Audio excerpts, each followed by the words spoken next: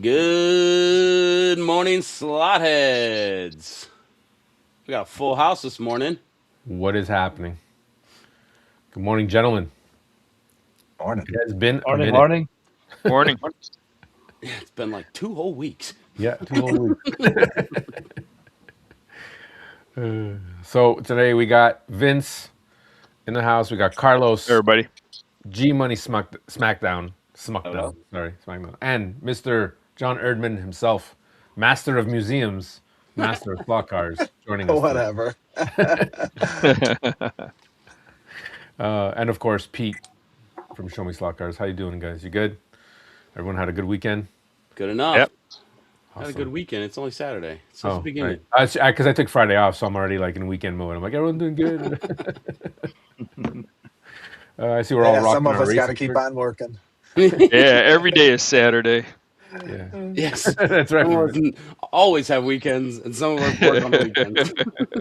That's the only thing about you retireed guys. You're always pulling that. Like, it's always a weekend for me. It's like, yeah, I know. I gotta get there. Hold on. Like, Yeah. give me Hey, some it time. just happened to me out of the blue. So, well, not out of the blue, but earlier than I anticipated. Oh man, it's gonna be awesome, guys. So I know a lot of you are on a time schedule. I know John's at work, so we'll get around. We want to talk to everyone today in the chat. We're just gonna recap our race, get everyone's opinions. We'll go around the board, and if anybody wants to pop in, anybody who's at the race wants to pop in, let me know. We'll send you a link, and we'll talk about it. Raul should be here any minute too. And Mike from Big Oak, if you can break away from work, you're always more than welcome to pop on, dude. Yeah, already I can see his comments. So let's just say hi to the chat real quick, and then we'll start. I'm gonna ignore that. I'm not. Toju, how you I'll doing, save man? it for later. Got Toju Racing. How you doing? Thanks for being here, Big Oak. What's up, guys? We got White Wolf. Good to see you. Slightly Mad. Hey guys, welcome. I know they've been really busy with their band and touring, and they signed the contract. It's in the contract. You know, they got a world tour in Australia. So fast, Ron. How you doing, man? Thank you for being here, Mr. Tucci. As always, Bo Mamo's in the house. Good to see you, man. Mini Blitz, Harry, all the way from Latvia, man. Thank you for joining. Thanks for being here, man. Appreciate that. Fox and Walls, hi guys. He's just saying hello. And we've got, yeah, we said Ron. And yeah, Easy E. Hey man, good to see you. White Wolf. Did you say White Wolf? I did. I thought, oh, but if I didn't, guys, sorry. White Wolf is in the house, definitely. It's been good to see. Good Joe to from see him Slot back Card. doing slot cars again. Yeah. We got Joe from Slot Card Dojo. That's what I forgot to bring, actually. The one thing I forgot to bring was that I wanted to race with you guys was White Wolf's car that I still have. So that's got to be sent out soon. I don't know if I can send it back to White Wolf to talk about that, or I'll send it to one of you guys. MB Auto Detail, thanks for being here, man. Good to see you. And Mike Big Oak, we said that. Clearwater 124. How you doing? How you doing, Greg? Thanks for being up this early. You're probably up before all of us anyway. And that's it. So what was Maurice, Bo, Mike, everyone saying hi? What was Mike saying before? I missed it. Can't see it. It's all good. We're caught up. We don't need that. Yeah. So let's go around. I mean, John, you're at work, so let's start with you. Congratulations on your third placement, Podium Yeah, finish. podium finish. that was Yeah. fun. That was fun.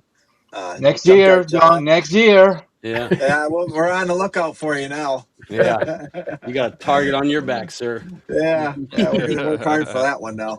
Uh, So take us through the send the car to Pete. Let him give him a run. Yeah, no problem, Wolf. I'll do that. Excuse me. Yeah. So did you guys have any intentions of like podium? Like, what was your strategy? How'd you feel about the race? just race. My the digital is for me. I just it's a Junkyard John. He was screaming it up through the first hour of the race there. We pretty much just each of us took about an hour each racing, and then then John took over in the very end and finished it out there. And his daughter Morgan, she was racing with us. She's only been racing for about 3 months, maybe. Yeah, and you could not Slot tell. cars. She's Yeah, Yeah, a you I couldn't was. tell. Yeah. fantastic racer. Yeah, very good. She did a really nice job. Kept her cool, kept racing, had fun. Um, and Yes, then especially our with a bunch of car, grumpy men racing against her. I, yeah, she did real well. She that was fun. I think she enjoyed it. She'll be back do some more with us too. Yeah, They said that's awesome. pretty impressive for only doing it for a couple months. She's been doing it.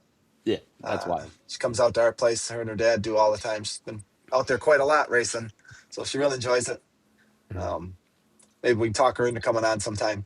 Was that That'd her be cool. first big event like that? First any kind of slot car race at Oh, all. okay. Rub it Other into our than- faces. That's fine. Yeah, Other than Totally tool get around it. our track stuff and do a crash and burn with us, but that was about it. She should just Oh, retire. 'Cause Yeah. it may not, well, may she- never, Retire may at never the get top. better than that. Yeah, yep. That's funny.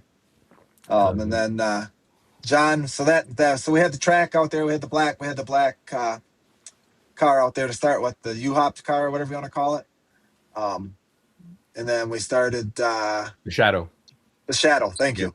And then we changed it. John took it home that night and painted it all red. Yeah, We could not see that car on the other side. It was impossible. that was On the wild. turn Yeah, then. because he left practice, and we were like, oh, Yep. I don't know where Junkyard John went. And then we got back to the barn, and he's like, look at the car. It's like, we just saw you like an hour ago. Yep. It was good. He painted it all up real nice. Got it so we could see it from a distance now, and that helped a lot. Yeah, red does make the car go faster. So I mean, Yeah, that's what it next was. time. Yeah. We did have two cars lined up, the Shadow, and then we had the Ferraris lined up, and we just couldn't get the Ferrari. It was running perfect out there. We just couldn't get the height we needed out of it, so we went with the Shadow on that one, and it ran good. And then we went with John. Started out the race, did real good. He's raced in the past, but he hasn't raced lately. So it's been a long time. So he just got on our track and stuff, just joined our group and stuff this year. On a great help. That's awesome. He's about 10 minutes from my house, so that makes it really convenient for him. Buzzes So over. are you guys racing digital like a lot?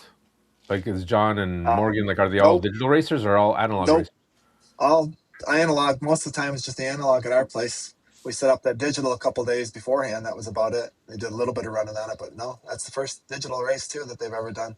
Wow. It's super impressive because there was a lot of people who had never run digital before, and they had a hard time wrapping their head around it. And we can get into some of the results of that in a little bit, but I mean, they very quickly learn like you don't run up behind cars. You like change lanes. You go around like just there's gonna be slower cars. Just go around them. And you guys were like, the shadows scared me the whole time because they're a big old wedge. But like, They never are. had a problem with your car. Never had a problem with your car. It went right around. We were scared to death of it after the other shadow incident, but yeah, I mean, both of them just almost immediately got the hang of like just go around, just go around, just go around. I was Yep.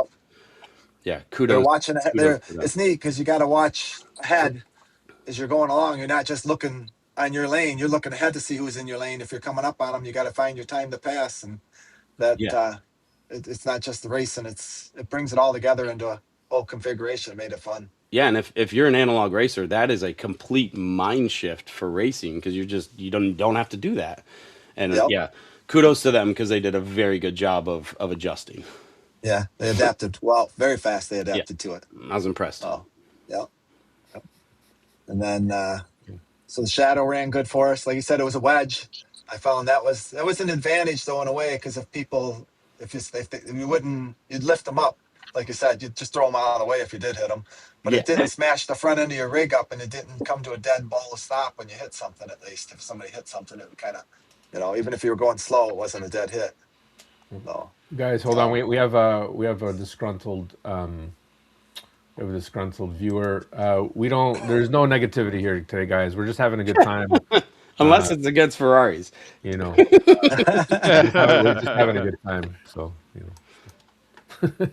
Greg.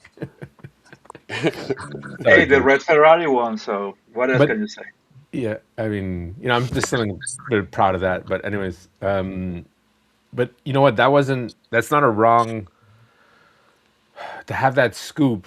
What I found with when we're racing the Corvettes, it was just easy enough when there was a crash that you kind of just push a little bit forward, and if you have that wedge in your car, it just kind of like lifted everybody up, so you could actually get through without having the mercy of the marshals coming down and like picking you off the track and moving you around sometimes.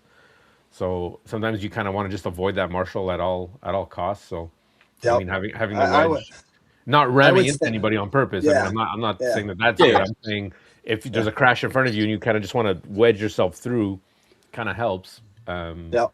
Because it happened to us a couple times. I think we were put in the pit at one point, and then I don't forget it was Carlos or Vince who was like, "Why'd you go in the pit? You were just there." I'm like, "They put me in there. There was a crash. He picked me up. He put me in the pit, and I'm like, oh, I guess I'll just pit again." Mike, I'll buy yours so I can punt it off my roof. Yeah, Tri-State Motors is a little sensitive about shadows. Yeah. Never leave your car unattended after a race either. Well, You can have a video. Yeah, that was pretty funny. I gotta get those pictures. Hey, Gerard, Yeah. there's a shadow behind you. That's good. That's Yeah, good. that's All right, the and then so scariest place to have a shadow is right behind you. yeah, exactly. That's true. That is good. But you So guys then did overall, great. did you even think like fathom that you'd even podium, or like what Oh, was your I had strategy? no idea. I just went in to have fun. Yeah. I don't mind what place I'm in. That's not a big deal to me. I just enjoy being out there, everybody having fun and getting to see everybody and meet everybody, and that was a good time. Well, that Yeah, was sort of the name of the game for the weekend. Is it like the race was fun? Don't get me wrong. Like yeah, we yeah. had a blast, but like the entire weekend was like nothing I've ever been a part of. Like just so much fun. I We'll do it thought again. Yeah, that was Yeah. so cool. and I was happy. I was glad to see you guys didn't actually just take the car off the track. You guys stuck with it.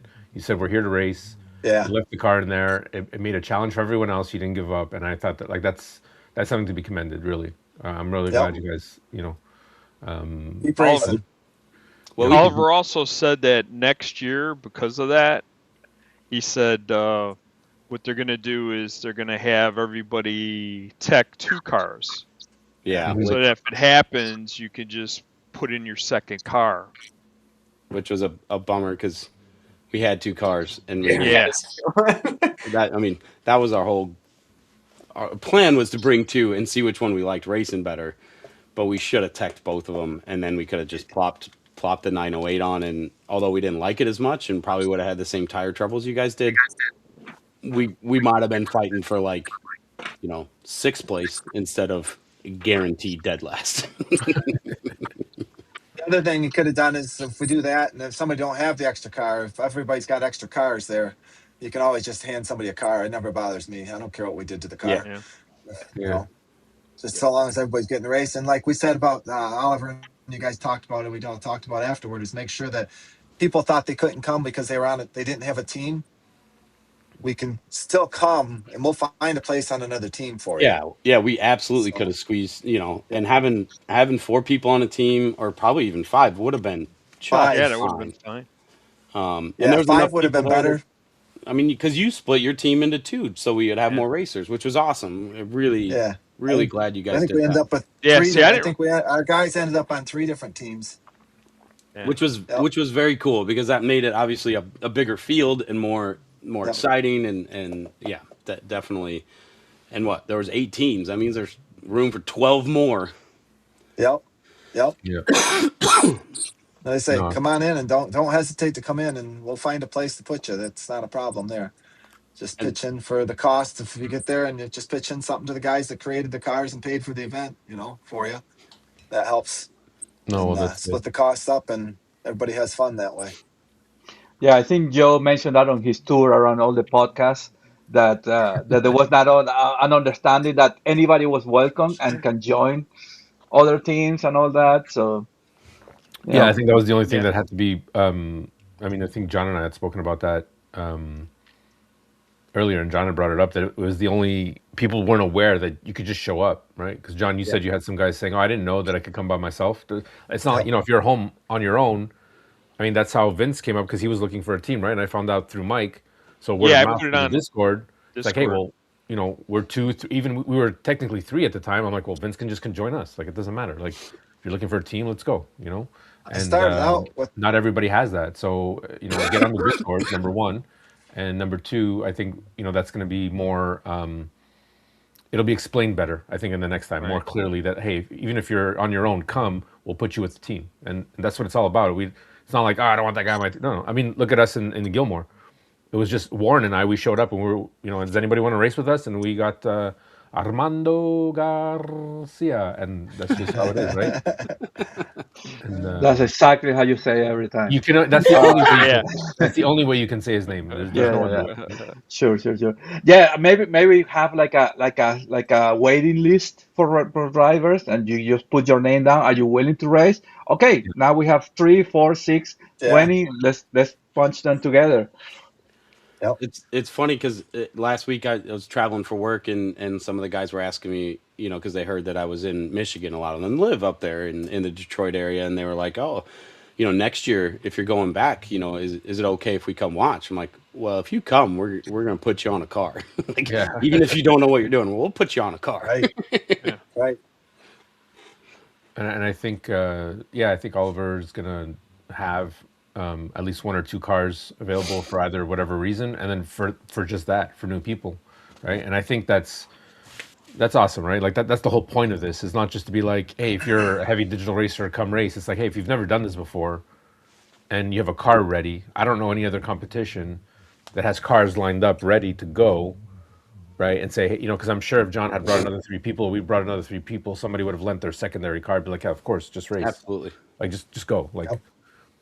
it's Yeah, it was a good group of racers, and very like just it was very very heated. Tensions were high during those first 10-15 minutes, but then Yeah. everybody settled in, and it was it was just a good fun group of people to race with. And It was neat. It was neat how everybody settled in, though, wasn't it? it And was, we I got a mean, the good race penalties were going. flying like crazy during the first 15-20 minutes, and then Yeah, like Carlos. that last hour there was like 3. Yeah. It was very cool to watch that. And then also, like, at the beginning people are yelling at other people's teams and marshals and all that, and by the end it was like mostly just yelling at your own team, like, go around them, quit trying to crash them. Like, but it was their own team yelling at them for doing that, which was kind of cool too. I also thought it was funny, like during the practice, I heard a lot of the guys who are, definitely analog racers and have done digital before, talking like, and just straight up saying, yeah, I definitely prefer racing at my house, like to this, whatever. And then by the end of the race on Sunday, they're like, yeah, all right, so I'm definitely doing this next year. When's the next one? And it was just like, yeah, yep, doesn't take much, and it was a great race. That was an easy selling point for anybody that Yeah, 'cause hadn't it before. worked regardless of the couple of switch lanes that weren't working. You kind of just figure it out, and that didn't really seem to be a deciding factor at all, right? So I'm really happy that everyone like it was easy to figure out. Digital's not that hard, right? It's just an extra button. That's it, right? And if you've raced on a track, you can race on digital. It's just the 8 cars on 2 lanes, which was challenging. But I went in with it thinking I'm not gonna like oxygen. There's too many cars. 6 is the best minimum. You don't need more than that. And then I'm like, you know what? I want to see 20 cars now. Yeah. I want to see the maximum. Let's get this carnage going. Yep. Yeah. Did you guys see the disc Well, those- race? They have 17, and they have different categories. They have LMP, they have GT3, so they have. Yeah, that would be That- which Oliver mentioned that he wants to do That's that. his goal, eventually. right? That's his Yeah. goal. So Yeah. I think that's going And to be I was awesome. surprised at how responsive those cars were. I mean, when we were racing, you could like go right up behind a guy and like just, as long as you could see, you could get like, just really close, or even just tap them a little bit, and then move around them and stuff. It was pretty good. That's to your credit, Vince. Again, like I said, it was you figured out the settings, and for me, it just worked. How I drive, especially that I drive, thumb down, and I could really jam late on the brakes, and the car just, it stopped where I wanted to stop. I don't know how, and then Carlos agreed to it, And Yeah. Carlos managed to squeeze I like have no idea what I was doing all the time, so I was just trying to stay in the stuff. I have no clue.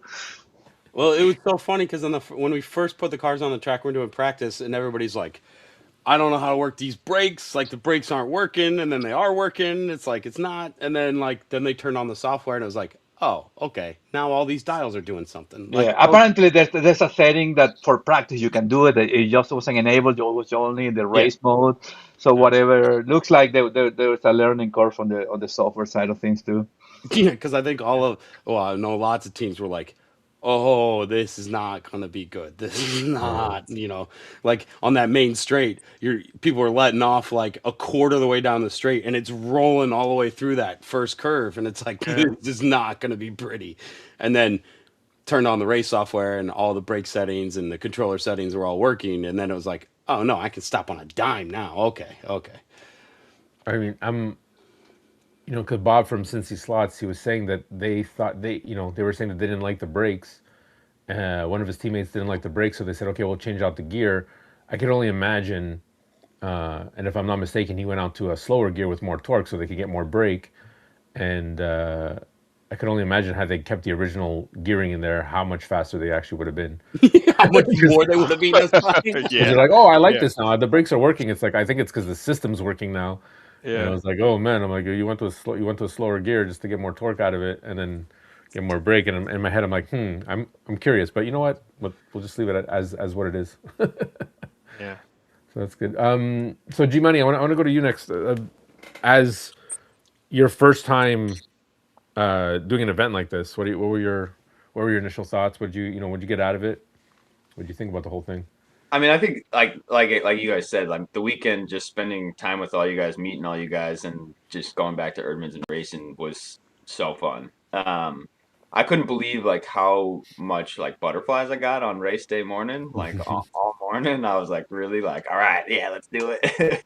And then I didn't really. I thought that maybe I would qualify because it was kind of like we were going to be the slowest. I mean, I was going to be the slowest on our team. It was pretty much established that.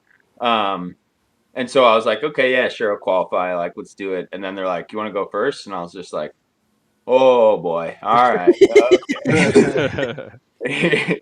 Here we go. And yeah, it was just like, I mean, like I feel like it was like tunnel vision, like just like in that race. Yeah, it was just very fun, like way more intense than I anticipated. And then yeah, we went into it just, hey, slow and steady, don't burn fuel, preserve fuel, it'll be fine.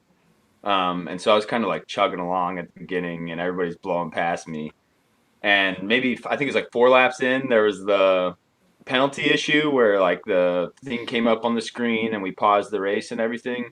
And I thought I was already like 2 laps down. Pete was like, thankfully I had a calming voice in my pit box. So Pete was like, no, stick to the plan. Like you're doing good. You're doing good. And I was like, yeah, but I'm already 2 laps down. Like this is not going to work.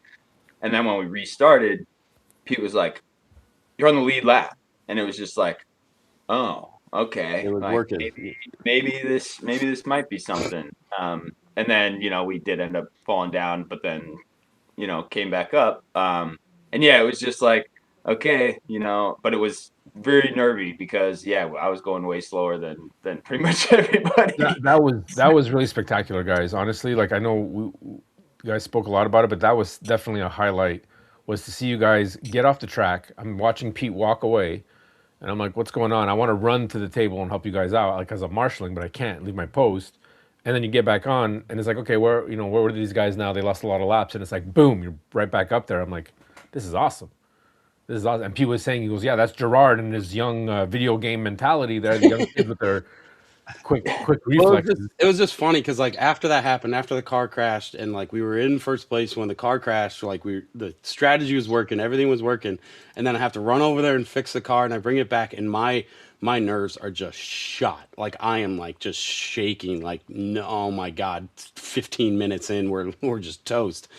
And then I'm like, Gerard, just be calm. And I don't know how you kept your nerves during that time because I'm sitting in the pit like just below you, and I'm just like, and like if I had the controller in my hand, no, we would have been toast. But you just steady eddied it, and we crawled back quite a few spots, and then we had the final fatal crash. But yeah, that was just like, and I think probably, I mean, I would go back almost no matter what, but that like that happening was like, okay, we know what to do, and we just got to build a little bit more durable car next time so that so that it doesn't happen. And the funny thing is like on the 908, I made sure to swap out that guide for one with the screw so it could screw in, it would never come out, like we'd never have that problem.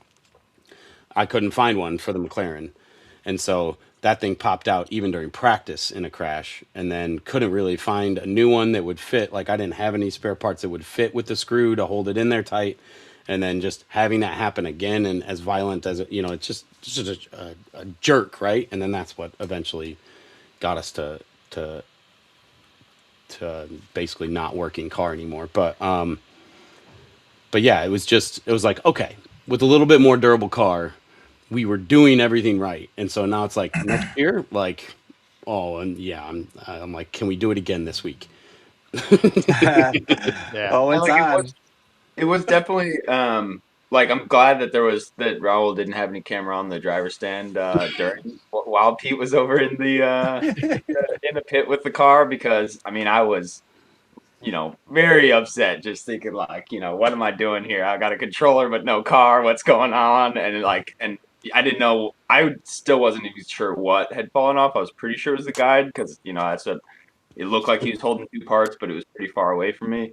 And so I was just sitting there, just like, anxiously, just waiting for him to come back. And then, yeah, I mean, then he basically just was like, all right, stick to the plan. Like, we got this. And it was like, okay.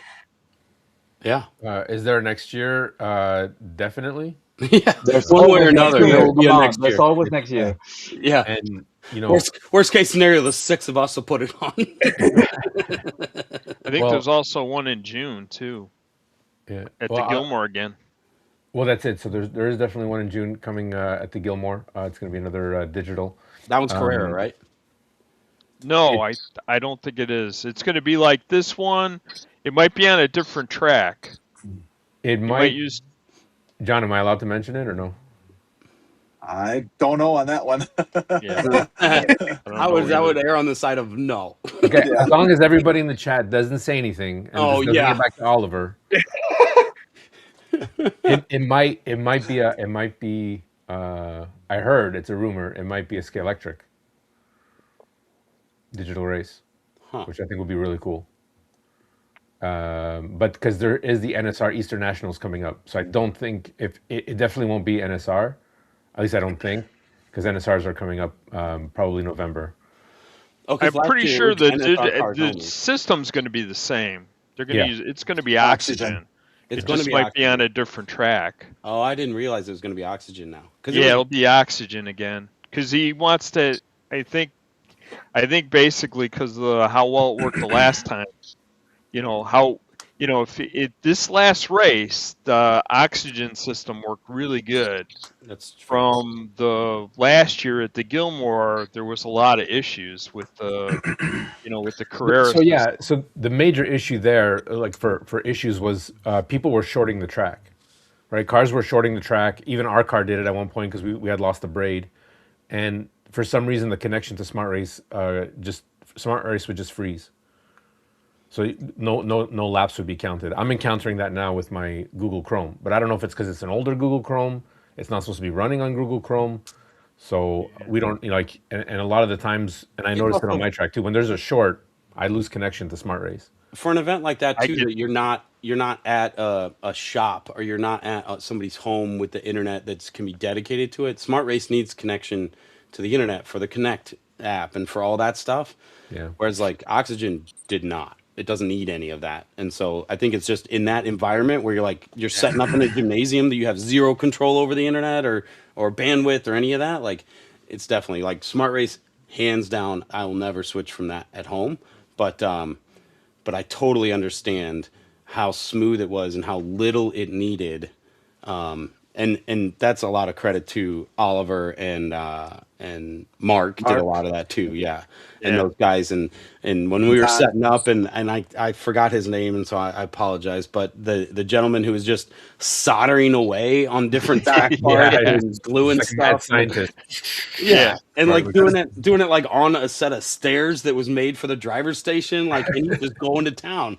Yeah. And then popping it in, it's like, yep, that one works. Just give him a new piece, and he goes again. I'm like, that's impressive. Like, Yeah. I can't solder He was no just- pressure on my table very well, much less when people are counting on me. He was just missing the cigarette. I don't know if this gentleman smoked, but he was just missing the cigarette. Yeah. Next, come on. Yeah, and Next. like the green visor, like, Yeah, you know, yeah. with a lamp in a dark room. Don. His Don. name was Don. Yeah. Oh, Don, Yep. nice. Yeah. Well, Nice. well done, Don. I was very Much impressed appreciated. with that. Yeah. Yeah, and just like the whole setup. Yeah, he did and- have the visor glasses with the He magnifiers. did have on that. it. He did have that. So I just want to say hi to Garth. Thanks for joining. And we had Nico who just popped in, said hello, and Anders from Lucifer Raceway is here. And if I missed anybody, Junkyard John had popped in, and if I missed Hey, anybody, John. I apologize. But thank you guys. I saw a few new faces popping in the chat. We really appreciate the comments. Keeps the conversation going. Yeah, Junkyard John says next year's going to be a completely different race because teams will be more prepared for sure. Yep. Yeah. I think there'll be, Definitely. there'll be a lot fewer rookies to digital next year if that same group shows up. But also, like, just everybody learned a lot. Yeah, Oh, for sure. And even from the first Gilmore, and I was joking with Oliver about it because I had Carlos calling me, I had text messages coming in. Hey, when's the next Gilmore? It's a digital race. Nobody people didn't. Oh, wow, we're actually having digital races now on Carrera system or Scalado track with NSR cars. Like, it's a whole, And I told Oliver, I'm like, I'm not, like, jokingly, I'm like, I'm not your secretary. Like, I'm telling these guys, call Oliver because he's the one organizing all this stuff. And now it's like, okay, this is the second one, and it's just growing and growing. Like, I'm seeing that the interest. And John, yourself, right? We got the Chicago guys calling, asking if they can get like a video going on because that sparked something there, and it's like, wow, okay, there's an underground community spread out, Canada, U.S. that want to race digital, and I think that this is something that has to be tapped into, and we'll figure it out. It's going to be growing pains for sure, and I think it takes guys who are willing, like everyone in this chat right now, and everyone who's on the live, to get out there and show some support and actually just race, just to have fun. And Bring your basements. Don't forget though, if you don't have a team, come and join a team because we can put as many people on a team as we want. Yeah, we'll figure it out. I had 6 guys originally. I think we ended up with 9, and we just split them all up as needed for extra people that way. But it makes it nice. We didn't have time to help Raul with his interviews or nothing because we had 3-man teams going. So we would have appreciated any. He was a little annoyed with me for that, but Yeah. We wanted to help him, and we would have stopped. But 3-man team, we didn't. One was marshalling, one was It's the same. pit Yep. crew, Yeah. and the other one was racing. So it didn't give any of us a chance to be able to go up and interview at the same time. Well, that's what Gerard and Mike and I kept saying because Maurice was supposed to be our 4th team member, and he went to go watch his son. Like, glad he did that. But that's what we kept saying is like that's the only thing that probably would have made the weekend better is if Maurice could have come and hung out with us, one, but also like having a 4th team member to like allow you to go to the bathroom or sit down with Raul for a little bit and help him out, or whatever, go get Take the a other food guy's for hot food. dogs. Like, just that would have been great because then it was like I gotta go to the bathroom. Like, let's pit now so I can run to the bathroom and then come back. I think I can get back before the next pit happens. And you seen Junkyard John's wife came in and helped us, Dana. She came in and took over in the pit for us to watch her fueling for us once in a while. Yeah. That was a big help. So that gave us kind of a 4th person. Yeah. Other than that, there were 3 people, you didn't have a chance to get off the track for 3 hours. No, and it Yeah. would have been nicer too. Well, eventually, if there's like 10 or 12 teams, that would have meant that we wouldn't have need every team to be a marshal at all times. Yes. Like that would have Yep. also gotten you a little bit of a break because Yep. the poor team that did have four members had to have 2 marshals. I was like, oh, that stinks. Like, sorry guys. Yeah, they did too. The whole time out there, they did. Yeah. And so hey Dave, I appreciate all those guys that came out. Like I said, a lot of them have never done digital. A lot of guys from Detroit area. A lot of them come in and raced. It was really good to see. yeah, it was awesome. There's a big group of Detroit people and that are they say they've all gone underground, I guess you could say, because they're home racers. There's no big tracks left around. Yeah. Mike out at Cloverleaf, he's really basically the only commercial track around for people to be able to go out and race on. Speak of the Viability, and devil. I am too old and not old enough yet to be retired, I should say. So I can't do a full time thing at the house, which I probably never go full time at the house like Mike does. That's just crazy how much time he puts into that place out there. Yeah. And then also does the silicone tires on the side for Cloverleaf does, and Yeah. so he puts home time in it all the way. Silicones, I agree. And then It is the choice of Don, serious racers. It is the choice of serious. and then Don and Mark, It's like I like, said, don't forget Mark and Don from Chicago. They did so much work to get this ready for us. The Yes. computers, the yeah. technology, the stuff that went. They just phenomenal of this. Like you said, he was down there soldering like a crazy man down there, trying It to was get everything awesome. set up at the beginning. Yeah. I will Don't say, forget just to they circle put back, I feel like silicone tires have become a lot like what's that like fitness thing, CrossFit, where You like mean standard? You no, mean the no, I go-to? mean like how do The you go- know somebody races silicone tires? Because they'll tell you every opportunity they have. I thought maybe they just had a great body or something. No, no, no. It's I because they'll mean, tell you. well, we can discuss the GRL and who's in the top, position, and discuss their cars and what tires they're running if you want. I mean, Yeah, Now we I have can. to admit, we still got to on get to Vince and Carlos. smooth surfaces, silicones are the best on the smooth surfaces. You get into rougher textured, like the Scale Auto and all those, and the you can just about use any tire on that point when the tougher textures, rougher textures. Yeah, exactly. All right, let's get to. I guess we'll go with Vince. What are Real quick, your real what are quick, your thoughts? Raul. My name is right down here for you, Raul. G Money, eh? G Money Smackdown. Good. Thanks for joining, Raul. We'll get to Raul and his fantastic. I think the coverage of the race was, we were just talking about Raul. Oh, that was quickly, excellent. how we all Can't ditched say you. enough. It was We all spectacular. ditched you for the myself included for the commenting and the hosting because we were all busy racing, but you did a fantastic job. Spectacular. Yeah. Yeah, it was excellent. And then that recap that you did, the recap of the Yeah. race and the explanation, that was top level. Yep. That was great. Appreciate that. Yeah, that was just like a digital racing like Bible. That was perfect. Yeah, it was awesome. Well done. It wasn't planned. Looking forward to more of that from That's you. even better.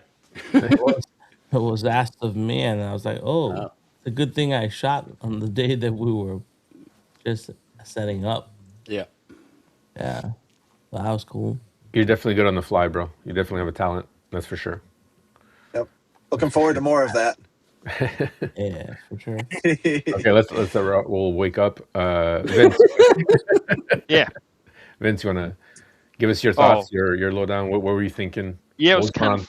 Well, what was funny about it was when I got there on Friday, and then we were at John's place, and he had that track up, and I was trying the car, our car on that track, and I was like, I could not go a lap on that track, and I was going, oh, this is going to be bad, I'm gonna keep coming off of the track, and and it was like partly maybe the track was a little bouncy, or I just couldn't get used to the controller or any of that stuff. So what was good is when the next day when we had that practice, and Mark came up there and explained that controller, and I sat in for that, and then listened to what he had to say and his suggestions, and he kind of said, if you're this kind of driver, set it up this way. If you drive this way, set it up a different way. And then I followed that, and I got lucky, and I found a good set for me. and then once I started driving with that, then I got used to it, and I was able to get smooth with it, and then that worked out really good. So that by the time the race started, I was like, oh, I could do this. I would, I wasn't nervous at all. It was pretty good, and it was a lot of fun. But it was just getting that setup right. And then that track, it might be too that the other track was really short, so it was hard to hard to get good laps in. But the longer track allowed you to gain some speed, and then when they had set it up for the day, for the race, and the braking came in, that was excellent because those things could stop on a dime just about. So that was really good, and it was such a fun weekend. Going to John's place, doing cartoons that morning, and then the whole race event, and then going out to dinner with you guys, and then some of the guys came over to my house afterwards, which was cool. Yeah, we saw those On videos. Monday. Yourself, Carlos, Raul put out some good videos. Yeah, that was fun. It's good, man. And to think that all this started because we met in Gilmore. We met at the Gilmore. You approached me and said, "Hey, you're Joe," and I'm like, "Yeah." And you're like, "You got Herrera's Carrera," and I'm like, "You want some stickers?" That was it. Yeah. And we were hanging. Then we saw each other at the Eastern, and that was it, man. That's awesome. I'm so happy for that we can get together like this, like the Yeah, it's so community cool event. at this events, these kind of events too, because they're like, most of them he sets them up like, there's swap meets, and there's, if you're not racing, I mean, you could, even if you're like thinking about like getting into the hobby, going to one of these events is pretty cool because you get to see more of what it's about, and then even if you're in it, there's the swap meets are good because you could get I still got a lot of cars from that weekend from Woodslot that the prices were really good. The one thing about Vince, and this has to be a warning: if there's a swap meet, you have to get there before Vince, because before I even saw the tables, Vince is like, "Oh, I got some good cars." Hadn't even made a round, like first cup of coffee, and Vince is like, "I got 2 baggies. I'm going out to the car." All the good stuff. Well, Carlos too. Carlos had like stacks of cars saved behind a couple. He had him set aside before it even started. I'm like, what? Like Carlos said, he didn't buy any shirts just because he had to buy a car instead. Best in the cars. I got basically every rally car they had. So like I went, what rally cars you have? Okay, put it in the side. I'll be right back. The garbage bags. Thankfully, you already had one, so I could get off with one. And that was really good deal. I mean, I spent less for 6 cars than anything else that you can find online. There with the bag. He's like, "Is this by weight? Is this by pound? Can you just weigh this?" Carlos, I'm glad you left one rally car for Gerard, because now Gerard is hooked. He is adding rally to his table. Well, and it was funny because I thought about it because I have the SCX version of the same car, not the Scalectric one. Like, well, they're not really the same car. So what about you, Carlos? What are your Let's see. My expectation on the going was really high. Really looking forward to meeting all you guys and experience the whole thing. My expectation as a driver, I know I'm not gonna do well, and I never done this and all that. So that was really low, which it was to my advantage because they were so low that whatever I was doing, okay, I'm doing better than I expected. So I think maybe it's gonna be harder next time because I have the experience. Like, okay, I have no excuses now. I'm not a rookie anymore. Okay, this is not my rookie year. So yeah, no, but I didn't feel nervous at all. I mean, you guys like, you want to qualify? Like, sure, like, okay, I'll do that, I guess. Um, but I mean, I not having the experience and all that. I mean, it was really, I didn't have expectation, and I didn't. I don't know if I learned enough in that time that I was driving because I think I was getting it, and then I crashed in the corner. Okay, like, oh, I think I got it. I got it. No, I don't get it. It's like Sylvester and whichever. I got. Oh, I don't get it. So Your driving style was interesting. reckless. Yes. Well, I mean, at one point, and I'm. This is all, dude. You did fantastic. Obviously, Sure. watching you and Vince was watching like completely two different ways of driving. Right? Yeah. When Vince was on the track, I was like, we're cool, calm, collected, and he was doing his thing, going around. I'm like, okay, when you're on the track, Mr. Speedy Gonzalez is now your new nickname, and you managed to acquire 2 penalties within 10 minutes. The first thing, yeah. Yeah, and I'm like, come on, Car, you got to slow it down just a little bit. Like, just let go of the gas. I And you're just yeah. like, but you're just having I fun, did. and you know. Yeah, maybe by the end it was better, but I was having a hard time getting the hang of the brakes and the braking uh, points and all that. That's what I struggled with, and Well, I mean, you ran Pete off yeah, the road once, and I was like, "Oy." I just probably hit a few cars for sure, but Oh, it was you guys. probably Okay. I was probably blaming the wrong guys. now, No, yeah, but I but thought it was awesome. I mean, even just going to a swap meet just to have everybody's tables there that were not that many, but it was fun just to see and pick. I mean, I was tempted by many cars, but no, I have to focus. I have to get my blinders on and just pick what I'm into because otherwise, yeah, we have been more damage for sure. And yeah, I get the finance committee over here approved at the end of everything. So yeah, Finance. Yeah. we'll do it next time again. I thought Somebody you somebody guys. took home the Revo Slot Ferrari that was awful nice though. Yeah, I don't know who got that one. She's right here. Yeah. No, I thought you guys did Yeah. nice. Those are And good I'm runnings. That was a I'm nice this one. close to finishing my analog spit, so she's gonna go on the track soon. There you go. Yeah. But I honestly, I thought you guys, Vince and Carlos, for your first time. I mean, you did really well. You know, as a team, we were communicating pretty well. We understood that getting the car cleaned at the pit. I think everyone did. Um, you know, so I'm really happy you guys got to come out and we got to do that because originally, you know, honestly, I wouldn't have had a team if you guys wouldn't have come because Warren couldn't make it last minute, Massimo couldn't make it last minute, and Raul was tied up with the live stream. So you know, I'm really appreciative that we could. Yeah. Now we're spoiled with Raul's live stream. I mean, like Yeah, he for has to sure. be there for now on every time. I don't He's know our what. man. Put it in the calendar already. I know Yeah, we'll help you. in the contract. It's in the We'll try contract. We all to, signed the yeah. contract. Raul has to be the.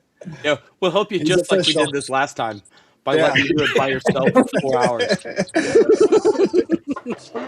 It was a lot of fun sitting down with you towards the end of that race, though. I was like, oh man, it'd have been so cool to do this throughout the whole day, but we were just way too tied up. At that point, we were like, nah, Mike, you finished. Gerard, you're good marshaling. I'm just gonna hang out.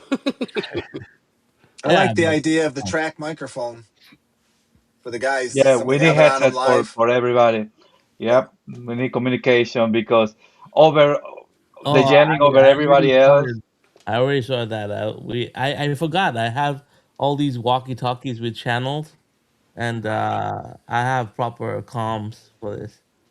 We had Oh, there you plans to. We were just gonna do like a WhatsApp call, and then We when we have proper started, comms. I have comms. There you go. yeah, of Yeah, course we you Wait, do do. you can military hear what's going on the track side. because we do military simulations, and we have comms for that. So Of course you do. I have. You are the go-to now. So And Raul, take us through your ideas when you saw the track. what ideas when I saw the track?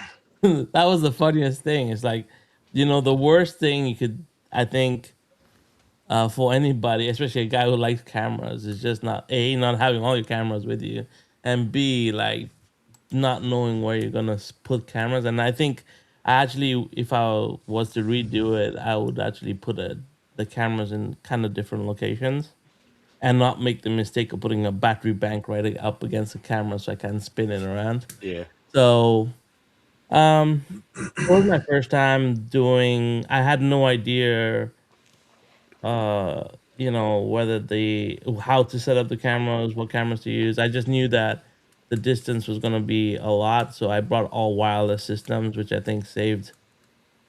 Well, I bought two wireless systems. Actually, I brought two wireless systems. I thought I'd have two wireless cameras, but then it ended up that I needed to take the feed from the actual race event and feed it through one wireless system so I could get the scoreboard on the screen. So that Yeah. was not planned.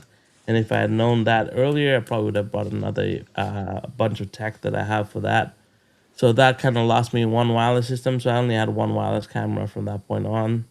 But now, next event, I'll have at least 8 cameras with me, like physical cameras. So that will give me at least, I think I need about 20 different views, I think, and that would be really cool. Because I want to do, Every driver will have a camera next on like in front of it, right? So you can well, see the also like the driver and tiers. cam. I did want to have a camera right up next to the drivers that was kind of got the driver's eye view of what they were looking at. I want to get cameras closer to track, but then you need short focusing cameras. Otherwise, the cars would just be blurry. Yeah. So like I want to get a couple of those track cams as well. Like I have them, I just need to bring them. All I'm But hearing is that I need to rent a minivan for the next time we go down because at the border they stop. He's like, "Can you just roll down your back window?" And I'm like, "Okay, okay." And it's just filled with I think you suitcases. had more than me to bring down because there's big cases of cars. Yeah, that coming was because of down. Mike from Big Oak. I had all his That's not my cars. fault. Then why I are you smuggled bringing cars, them? guys. I'm a criminal. I smuggled cars across the border. And the guy's like, "Are you Complains. selling anything?" Have We're like, you "No." noticed how much Joe complains? Like Joe makes himself the center of every conversation. I am bringing everybody together.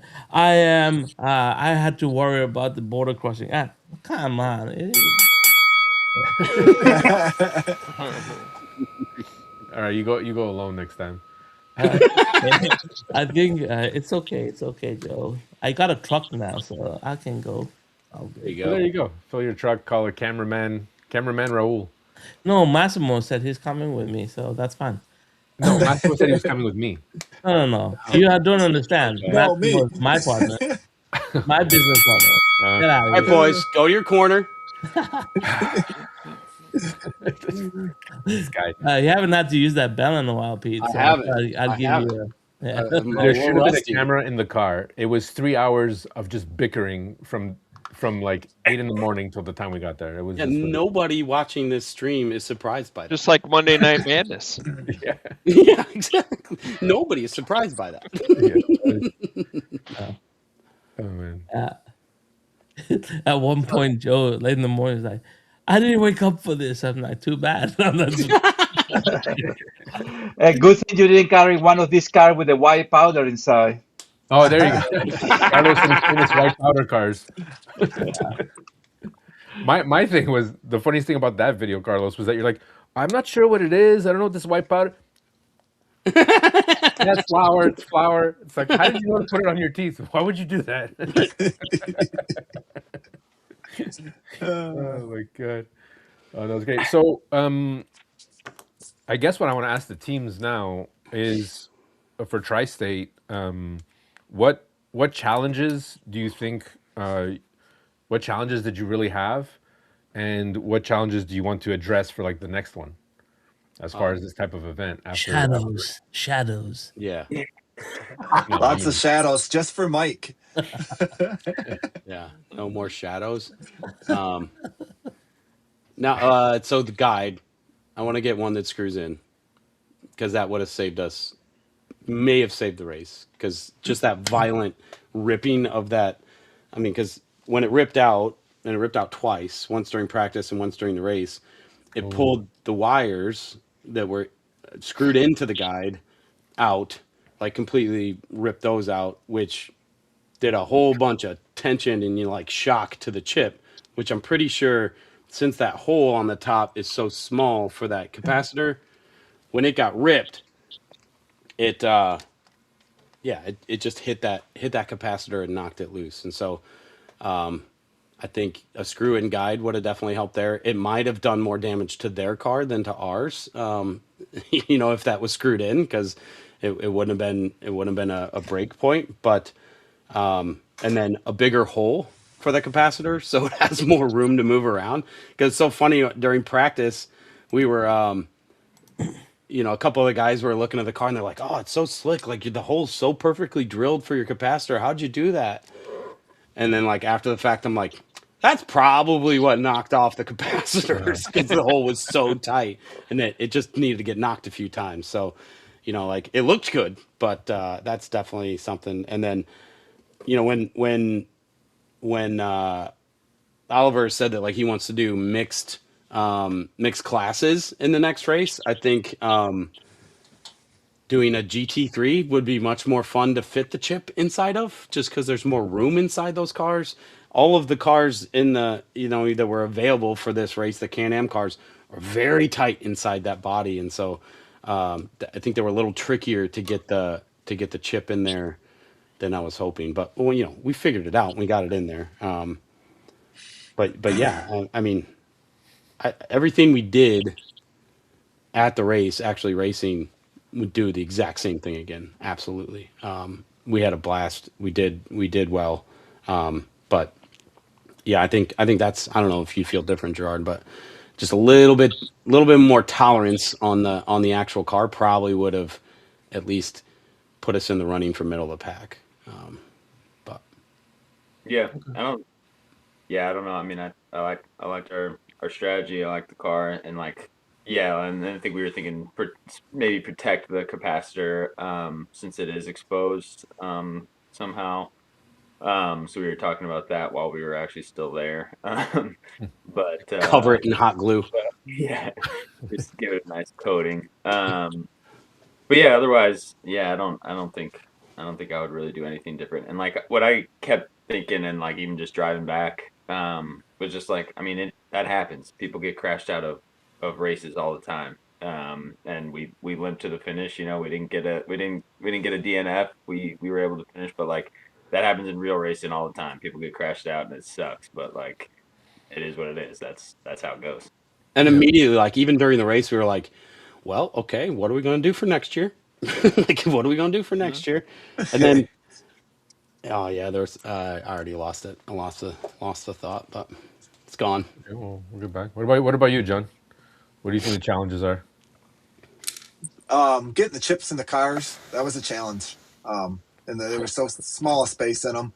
The shadow actually clipped down into where the magnet went. That was pretty cool.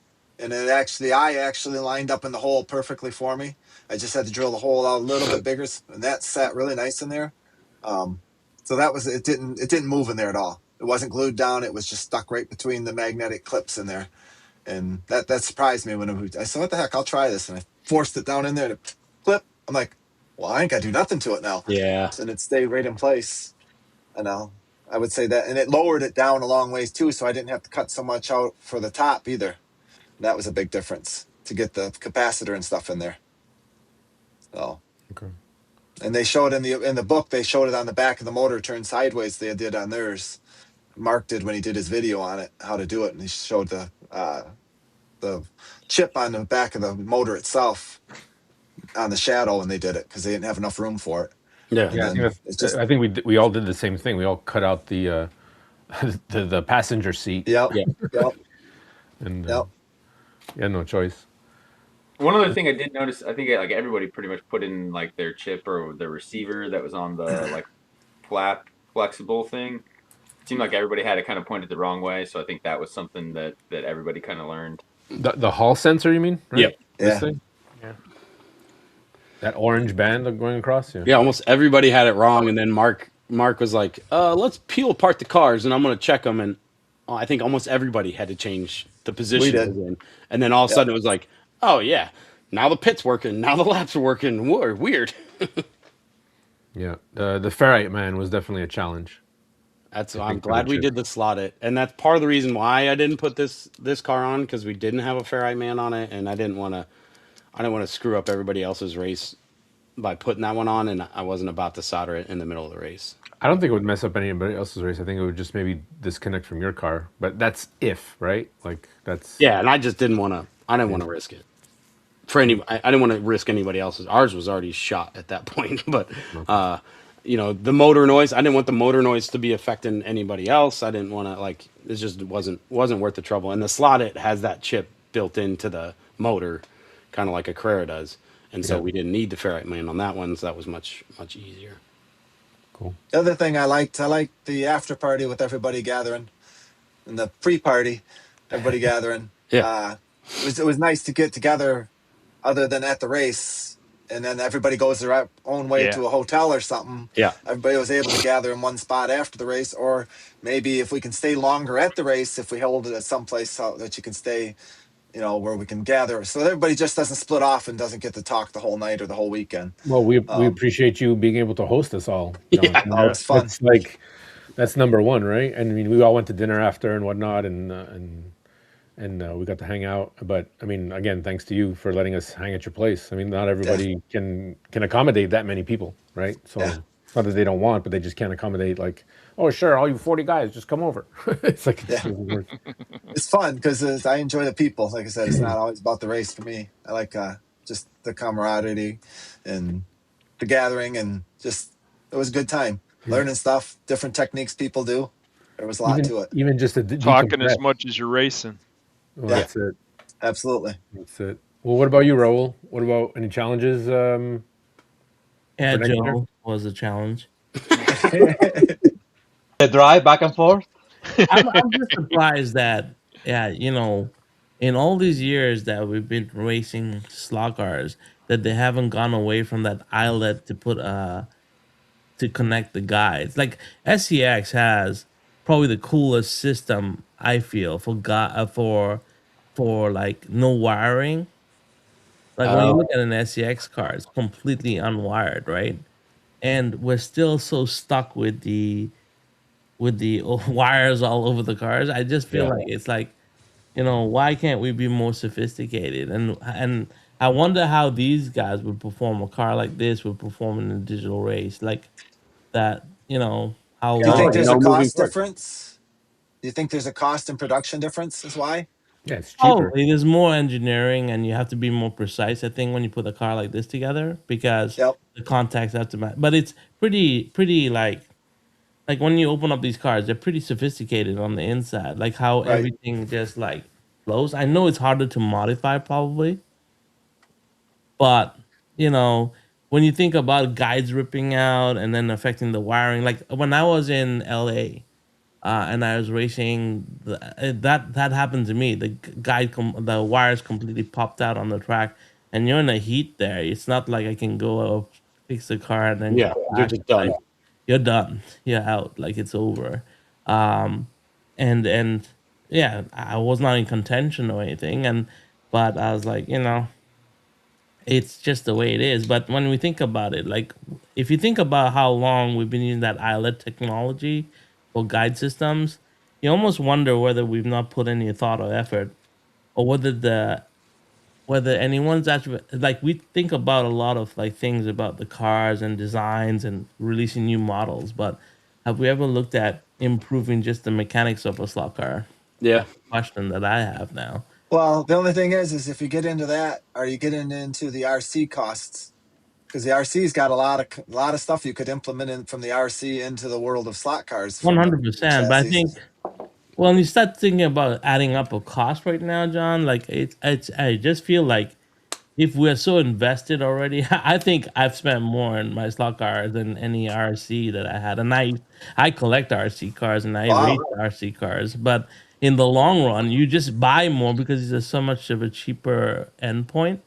So Yeah. you tend to like if you looked at just look at your collection. Like everywhere you turn, there was a new slot car. So if you start to add it all up, I mean, like it's the same You thing, never add it all up. right? Never count your cars So either. we talk Never about count 'em. cost. We talk about cost. It's a big thing that a lot of us slot car enthusiasts talk about. It's like the cost. But in reality, is we're obsessed with excess. So Yeah, we'll spend it So- one way or another. Yeah. Yeah. Well, think so- about though, if I have to spend up front $1,000 on an RC car or more, sometimes they're running now. But Or- I've spent $1,000 on a slot car. Neiman Mar- On one. yeah, one car. Woo. And 132. And 132, that was the Oh, first the car I touched when I 124 came to his car. house. I Well, picked the it up. 124 like, oh, car this is for a cool wood car. for wood racing. One thing I really regret is not bringing any of my cars down. Like I didn't bring any of my cars. I was so hooked up on the cameras, and I was so worried about being my first broadcast. I was just so worried about this going off without a hitch. I didn't really express that to anyone, but I was like it's easy when you do it in your own basement, and I can run 10 cameras and I have so much confidence. But to bring it on the road, I was worried about not having the right height, not having the enough. Like we talked about that when Joe was there. Like I said, I don't have the stands. Like when Marty goes, he has the really big stands, and I didn't have those stands. Because I don't have heavy duty equipment like that, because I don't need it. But I was really worried about like these little things that now in retrospect I was like, I can do it so many different ways, and I didn't bring enough clamps. If I had G clamps, I would have put a camera on the basketball net, because that would have been so cool. Because the basketball net was in the perfect position to actually capture a lot of different angles on the track. But I just didn't have my G clamps with me. Otherwise, I would have clamped it there. Just to be fair, Raul, it was top notch. Even if you were like playing without all of your toys and the right toys, it was top notch. Over the top. Well done. I appreciate it. I just I know. I know. I know I can do I it. think we got spoiled. I think we honestly got spoiled with the broadcast, because let's say not everybody invests a dedicated person to do it. Just having one person that can take care of everything instead of the random camera that nobody's paying attention to. Yeah.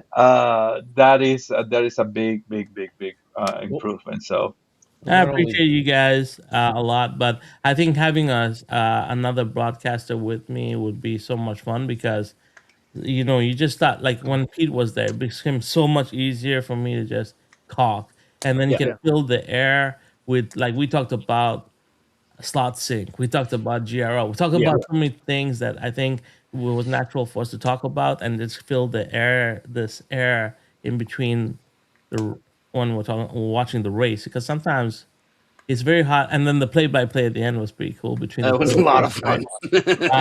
And We do apologize. We did want to help you more, but like I said, two man on a team, we would have been all over about helping you. It wouldn't have been a problem at all. And you did spectacular with it for sure. Yes, I'm not. I'm just saying, like, I just feel like we can. I'll do a lot better next time. If I ever get the opportunity, I would. Oh yeah. You have the I opportunity. think everyone You just got- appreciates the fact, and when Marty goes out and does a live stream, or now you, Raul, or anybody who can capture that event, it's there now. It's on the internet. Yeah. We can all go back in a couple years, or next week, or right after the race, to say, hey, I did that. It's it's like when going on vacation and taking pictures. We can take as many pictures, but now we have that's stuck there for the rest of time, as long as YouTube doesn't go up or whatever.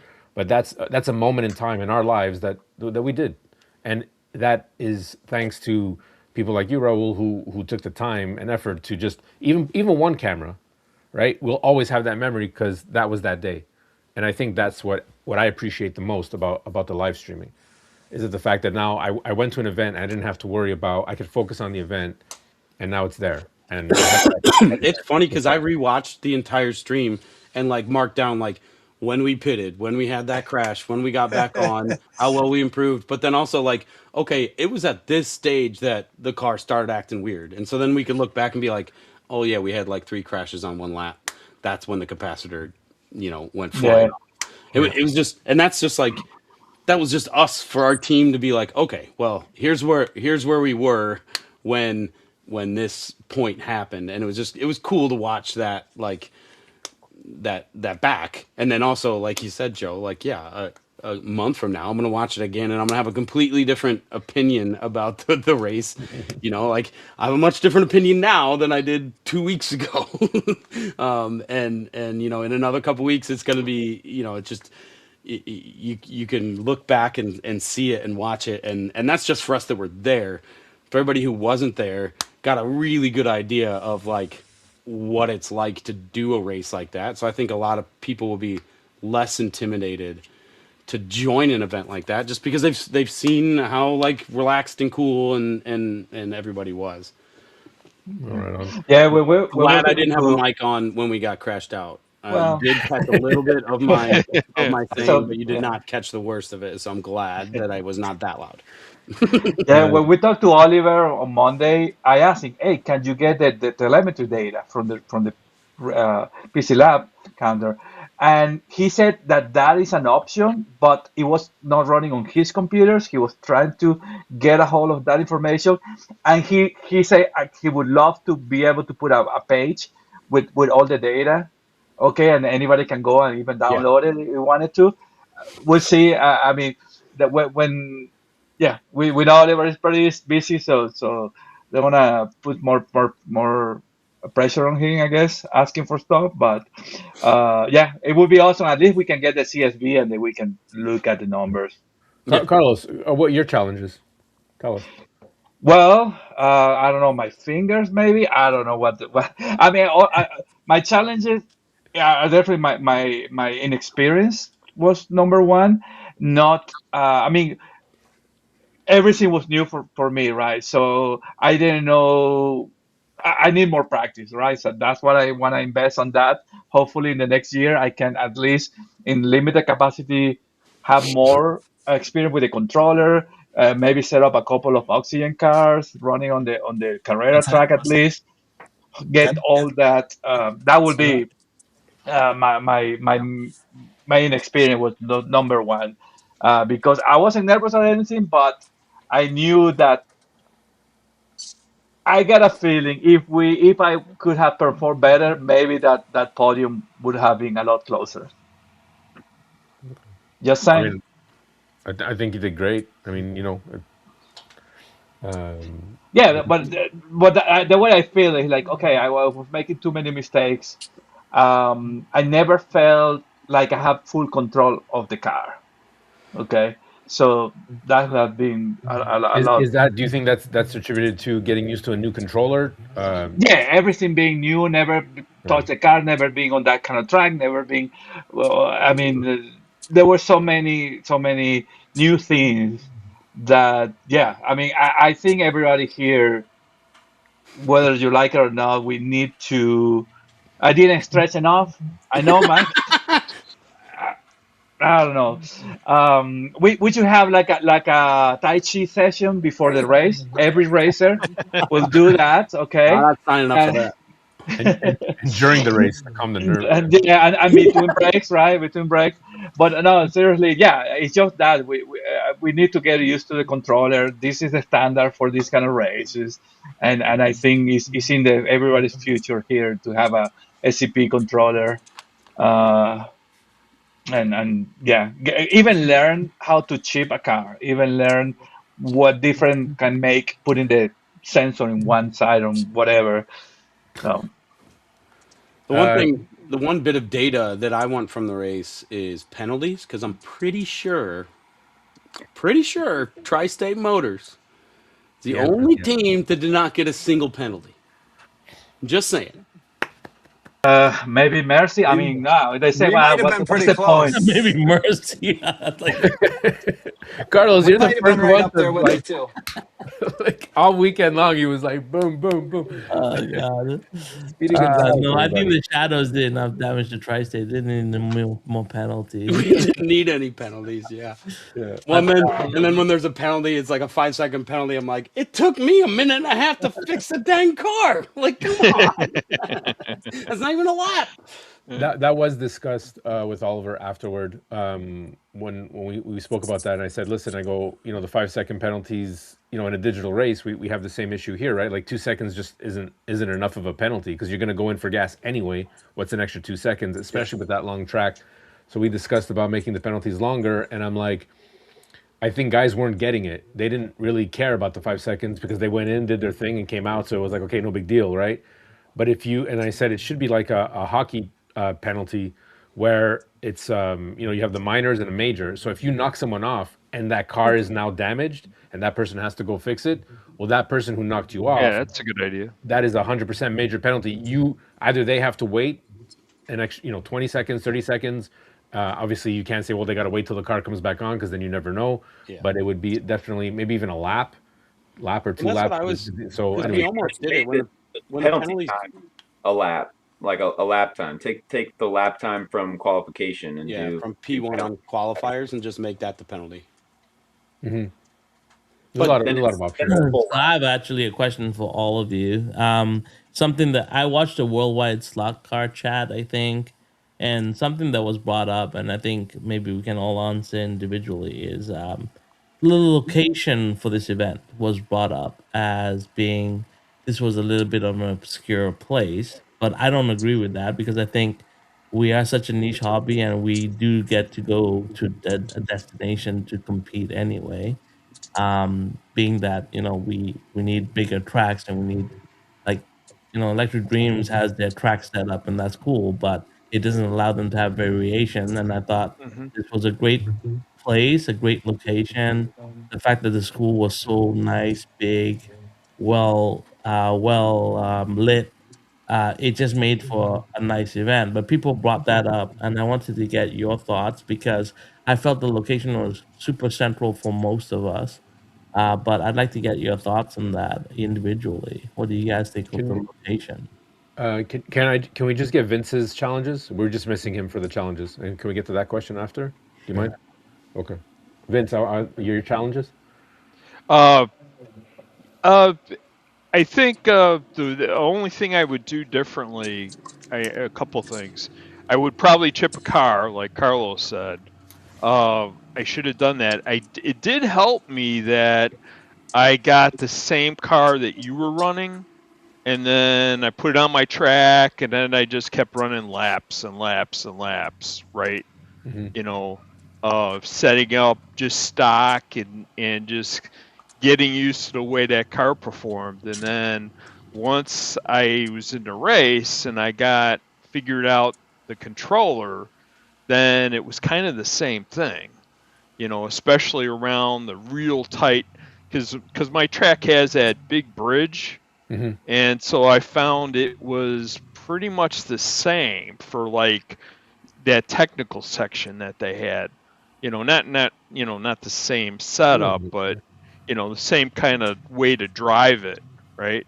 Which really helped. And with the way the oxygen worked, it was better for you to just, like play on that one end, the top end of that trigger. And Yeah. not, when you're in the straights, you could gun it all the way. But other than that, to learn how to set it up so that you could just play that little, third, right, Yeah. of that trigger, Barely. and set it up so that it was really responsive. That was really good. And I probably want to practice that more and also set up a car. And I think too that like what Carlos said about what I realized about the oxygen stuff was you could easily set it up like on a Carrera system, or Yeah. I'll probably have to ask some people to, like Greg, or there's a number of people that have done it. But I could set one up here and put the magnets in and use, not really have to change anything on my track to do it. I think all you have to do is set everything up and then use one of the controllers and just keep the button down. Put a rubber band on the button, and then you could lane change, and you can use the whole, the oxygen system. So that's what I'm thinking of doing to practice. Even But just I thought it was great. I hope they have more events like this. This was excellent.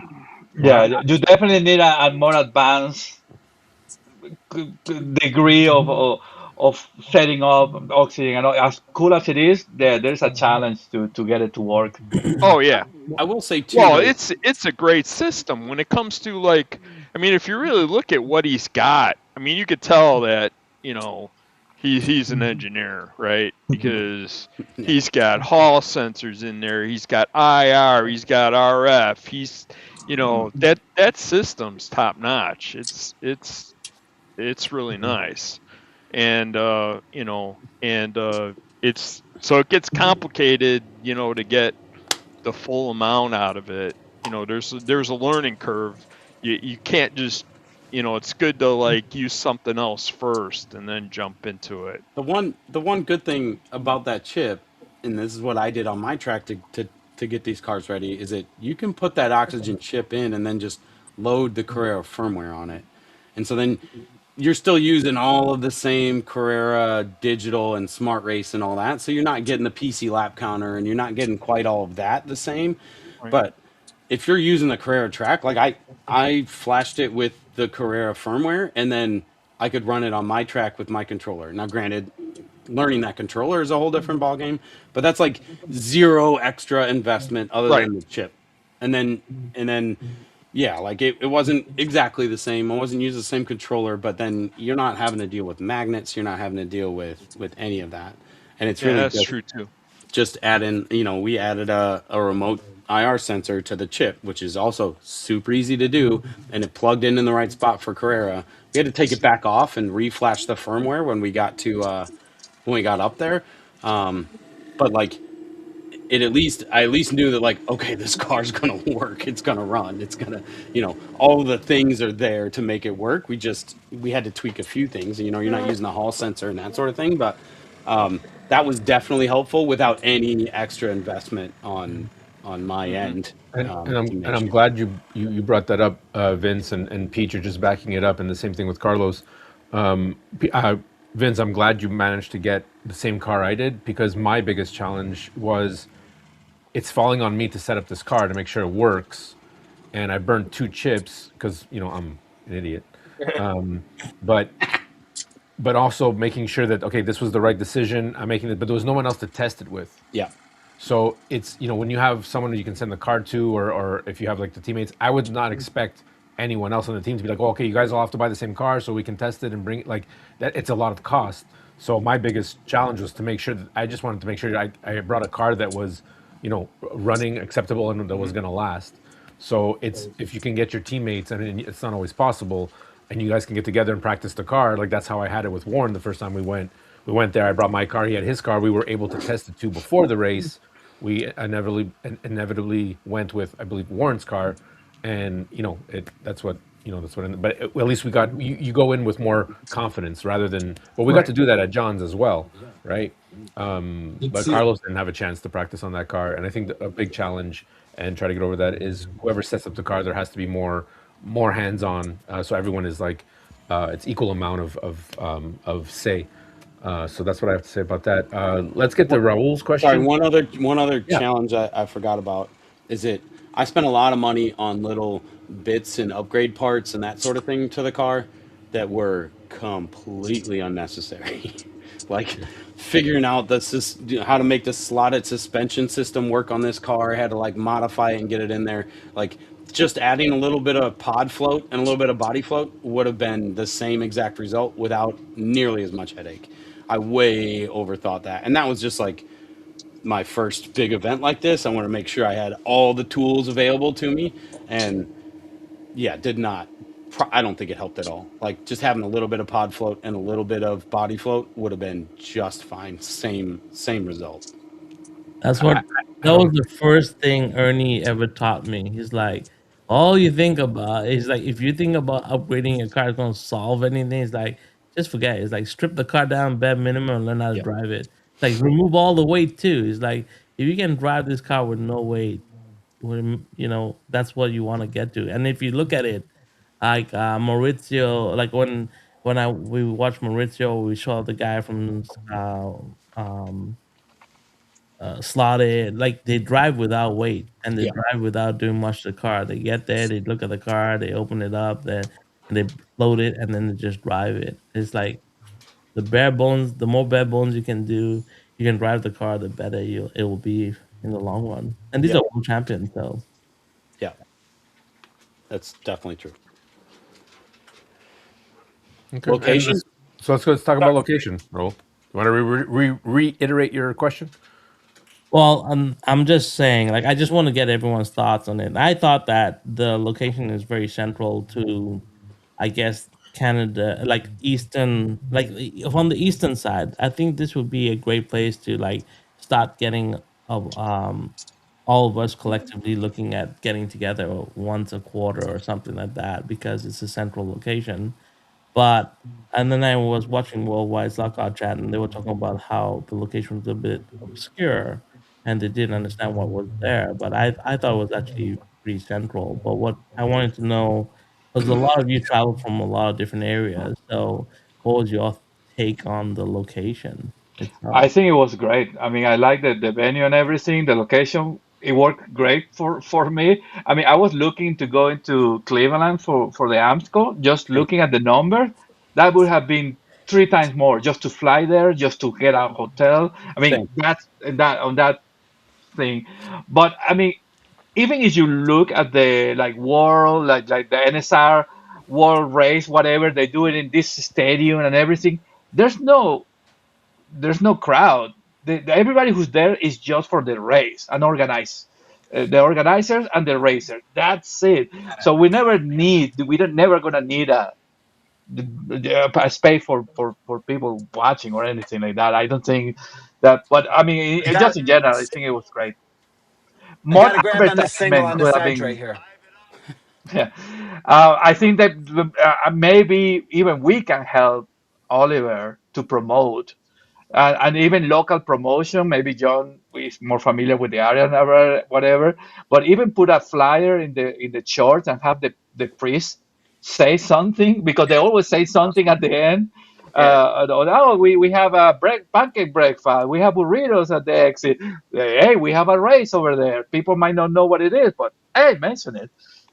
Yeah, especially since when we showed up that morning, there was like, I mean, there must have been like Not, 75 cars in the yeah. church parking lot, and then by the Yeah. time the race started, empty. It's Yeah, like, yeah, and Oliver. Oh, let's relocate the tables just in case people show up. Like nobody, maybe have a no. mistake. Yeah. Yeah. So that I'm thinking like maybe us as enthusiasts and participants, we can try to promote it, Do a better job. Yeah. or the local guys like John having gone to some businesses around, have a little flyer.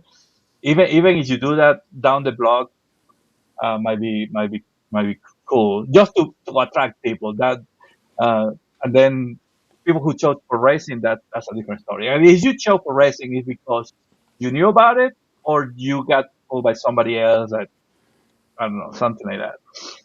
It was funny. Even the swap meet guys didn't stick around for the race. They all packed up that Yeah, night and I, left. I never got any footage for them because I totally forgot and I was gonna do it later and then they were gone. Like, Yeah. oh shoot. Well, at least I got the car that I wanted, but that's it. Yeah. It so Yeah, but for I think too that what people don't realize too is that venue was perfect in that it's not like when they have it at like fairgrounds or like stadiums, you got to pay for a lot for those venues and stuff, and then your time is restricted on them. Where it looked like, from what John told me, it was, they were able to have it more days, right? So to set it up, and then it was better that you could have more events like that than than having it cost so much where you can only have like 1 or 2 per year, right? I also feel like when you keep on doing an event at the same place, you can expand on it. But every Mhm. time you move to a different location, you're kind of like, oh, we have to learn from scratch. How does everything work here? Like, how do we make it bigger if we keep on being nomads and moving our event locations around? So to Yeah, good me, like point. having that central spot, and it seemed to be a spot that's accessible. I thought that was a really good thing for us moving forward as a community. And Close enough to Detroit to fly into, but also far enough out that once we got to getting around race, getting to, I mean, I don't know about getting to hotels, but getting to John's and back and forth was like easy peasy. yeah, Well, there's that's it. plenty of restaurants Having a close place to by. Yeah. go helped, and the fact that like after when we went to dinner, we were right by the water. It was like a Yeah, water that's cool. town, right? It was really nice. I mean, okay, Mhm. it was cold when we went, but if it was closer to the summer, end of summer, later spring, you could bring more members. You could maybe you could even bring your wife or have a mini vacation. No, no one wants to bring the wife, but like Yeah, at least Joe. you'd have an excuse to be like, babe, come, let me go. We'll, this little town, little. It wasn't so Yeah, quaint. there'll be no stock up purchases that weekend. Yeah, Though. no, Yeah. those swap meet guys would be disappointed. Okay. Excuse me. But it was, being one of the guys from our group that had to fly in, or that it was made more sense to fly in. Like, it was an hour north of Detroit, or hour 20, something like that. Like, super easy to get to. Like, Detroit has a ton of flights to fly into, so there's plenty of options there. Like, and then once you get there, like, there was everything we needed. Like, granted, being that close to John's was extremely helpful as well, because we would have been hanging out in a hotel lobby or a bar all night or that sort of thing. So having that right there, like, made the location 10 times better. But also, like you said, like, the couple restaurants we went to, we walked to that diner for lunch that one day, Yeah. which was fun. Like, being right there on the lake was super cool. It's just like, it may feel obscure, but yeah, what if it was One in especially Detroit? That would have been miserable, because it would have been, like, traffic and dealing with everything else, and God knows, paying for parking or whatever else. And then, like, yeah, I mean, they're all in a little bit. They kind of got to be in a little bit of an obscure place. But same as Carlos. Like, I looked at going to the Amsco just to go and hang out. I wasn't going to race, but I was like, oh yeah, maybe I'll help Marty with the live, or and just hang out and be around. But I was looking into that. I'm like, there's no way I could have driven to that one for a weekend. It was going to be 10 plus hours, and then a flight to there was like twice as much as flying to Detroit. So it was just a no brainer, for me, and better timing on the calendar for me. So no shade to Amsco there, but it wasn't. Yeah, I think the location was perfect. And I hope he does not change it, because that church was great. Like, it was just like, everybody's like, oh, there weren't many spectators, but it was also kind of nice because it was like the parking lot was wide open. Like, there's nobody. We weren't fighting for anything. I Like, don't think we'll ever have to fight for parking in that place. There's well, right. so That's what I'm saying. ample parking space for everyone. Yeah, Yeah. and like, yeah, it was easy to load in, easy to Yeah. load out. I mean, Yeah. help load in and Hopefully, load out. hopefully we'll outgrow it, and in the future, well, you know what? We need a bigger place now, but I think it's perfectly fine. Yeah, I think it was awesome. It was great location. Well, and like I said, John, thank you, because big part of the Yeah. reason why it was so great was being able to spend so much time in your barn. I Yeah. liked the And after party. It was fun. Yeah, like it made the weekend for sure. your family's chili was great. Like, Yeah. one of Oh, the the best chili was things we had. fantastic. So compliments Dana, to the yep. chef. Let her know, like, it was just awesome. And you're right. Like, it gave us a place to like come after and kind of like detox and talk about stuff. And I really, And of course, John leaves. he's like, I'm out of here. No, I'm back on, I think. All right, then. I appreciate it. MB No, I wants mean, to come to it definitely is a Milwaukee or challenge. It's Wisconsin. I'm down for that. Oh yeah, MB's saying come to Wisconsin. Let's do it. Everyone at MB's house. Everyone You sleep can in the fly to basement. Chicago. It's only like an hour north of there. But I mean, Raul, we know that just talking about getting a location for the GRL. I mean, just having it, just in Toronto, cost is a big deal. There's not much money being made in these events, if there's Zero. if any, right? You're trying to, Yeah. I think someone said, "Oh, what kind of money you're trying to make?" I'm like, Lucky you maybe break even, maybe if you're lucky. if I there's can get the no hotel breaking paid, I even. think I would be happy. If I can make $80 American, I would be happy. But the thing is, well, one, that's logistically we can't, as Canadians cannot make money in the States. That's number one. So I'm just gonna cut that right there.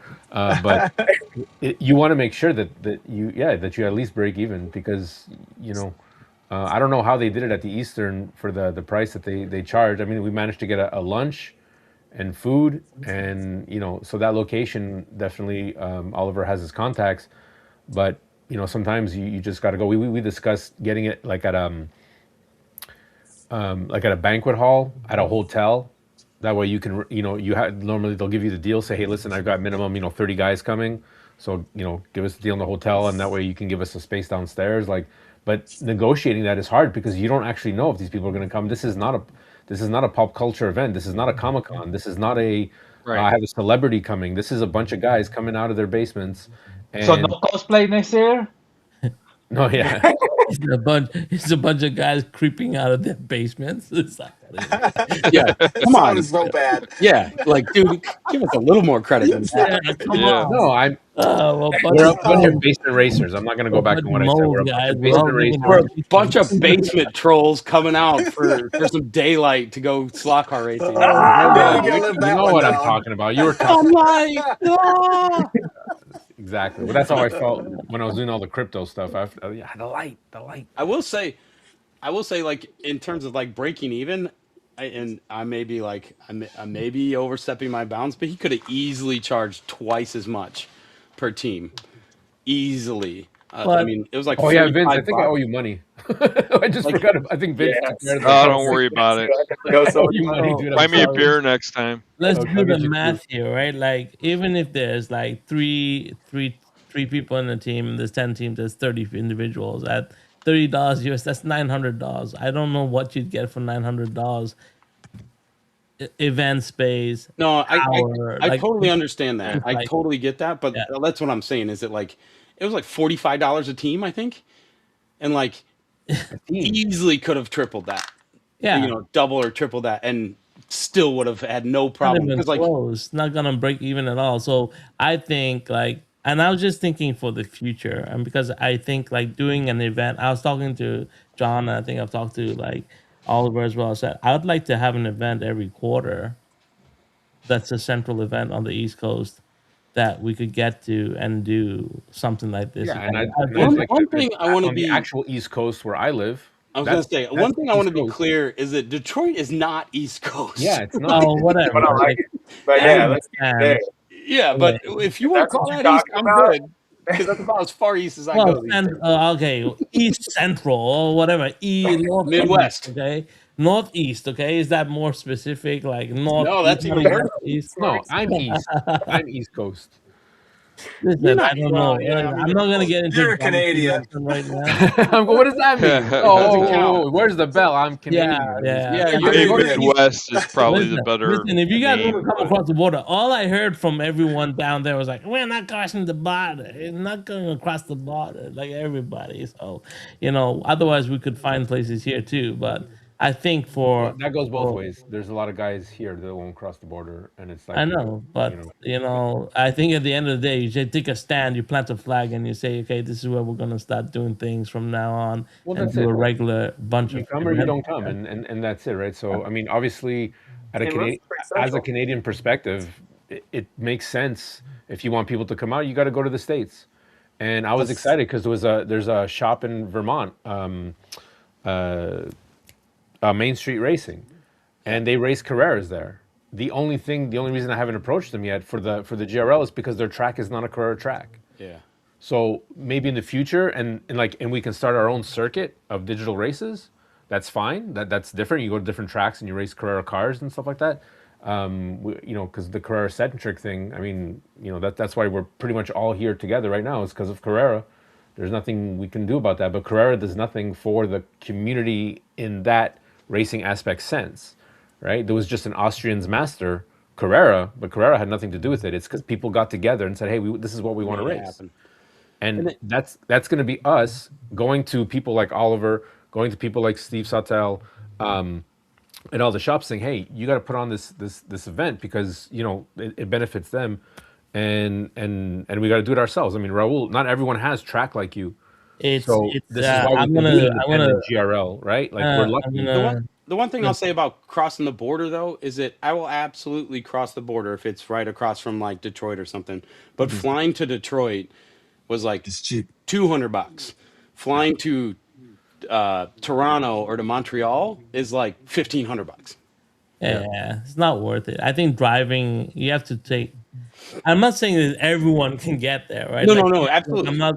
But what I'm saying is like you have a big like I consider maybe the hotbed of a lot of races being in that Ohio region. Yeah. There's a lot of races there. Like, and we look at it, and so if we can find a place that's kind of central that brings everyone together and it's close for them, because that's where the influx of a lot of the racers are. I think it's beneficial to this hobby, and if we really want this hobby to grow and keep on growing, and I think being in a school and a church is also pretty effective if we can get the kids involved and make sure that the church has the ability to provide a kids team or a couple of teams, and then Yeah. bring the kids in to be marshals and have them have an experience and a place in these kind of events will only help the hobby grow from grassroots level, Yeah. right? So I think that is what's up, Joe. Free child labor, free child. I never said that. I think you misunderstood me. No, I did. That's We fine. know Okay. what you Yeah, meant. it's funny when you guys rag That's on a me, but good when I idea. make it's I would really I love don't to know. yell. I'm not saying yell free at child marks. labor. no, But it's like anyway, tennis. It's perfect, dude. Definitely yeah, would have kept my language more in check if there was child marshals. Yeah. understood. And I'm not saying that's the perfect scenario because No, but No, that's but it's actually how to absolutely, get the it's kids absolutely involved. Be like, correct. hey, you want to come, community, Yes. community service, help out at the church, and it would be a great way to, you know, I don't think anyone's that, I think we got to look at that as well as yeah. this hobby becomes like we have to think of the youth and the people coming in for the future. So I think it's important to consider that. I mean, we were the youngest team out there, so think about it. That's what I was joking with Gerard. Gerard was the youngest person in the room, I think, other than maybe Morgan. Oh Morgan. man, Gerard is a master His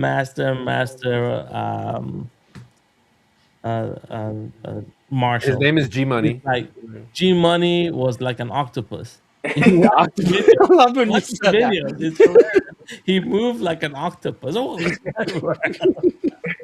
that spot where it loops around gave me so much headaches. It was like, oh my god, watch this. Like, When the poor and guy, then like, actually recording cars. When he's recording cars and you're doing this as they're coming around, it's like it makes you dizzy after a while. So well, and it was funny because, like, we were rotating marshals, and then when our team got on that hot corner, they stopped rotating. And then we are like, okay, we're just in the hot corner now. And then Gerard was there for like an hour when I went on with you. It's like, oh, yeah. Good work. well, it's only G Money doing his. He's like, weird. Like, it was hilarious. It was funny.